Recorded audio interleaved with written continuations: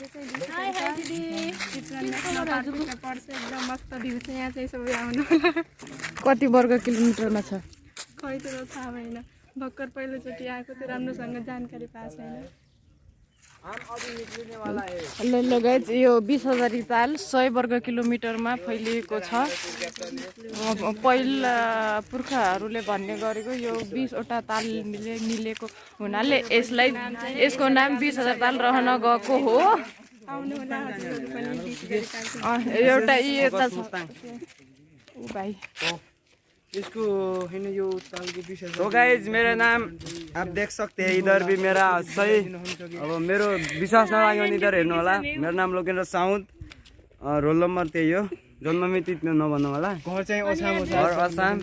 असम रामरसुन पनि घुम्न आउनु होला कृपया है सबैलाई सजेसन अनि एउटा निम्तोलाई के भन्छ इन्भिटेसन छ वडा नम्बर 6 भाडागाडी असम एकदम तो यति रुपियाँ भएको त हामी पनि के हुन्थ्यो होला है हामी त पढेमा फल्टीमा अब केही छैन सुखो मुखो छैन अरू साथीहरू उतादेखि आउँदै हुनुहुन्छ अनि सर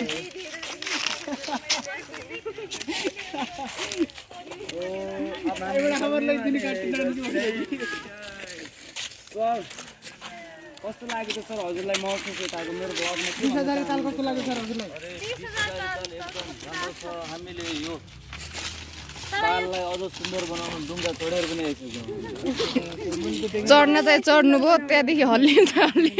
ढुङ्गा ढुङ्गा बाँधेको थिएन सर ल भ्यू टावरमा के देख्यो त पहिला 2013 मा फोटो खिचेको थिएँ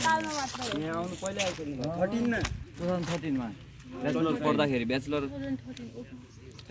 पहिला भन्दा अहिले के चेन्ज देख्नुभयो त सर अहिले यो धेरै छ अहिलेको यो स्ट्रक्चरहरू धेरै बनाएको छ अहिले पहिला के थिएन जङ्गल थियो यहाँ हिँड्दा माछा पनि धेरै रहेछ त अहिले राम्रो चाहिँ बनाएको छ किनभने प्रतिशालय छ डस्टबिन छ उता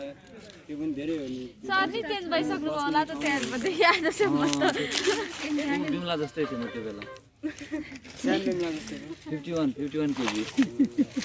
51 कहाँ छ त 51 केजी म कहाँ 51 केजी सम्म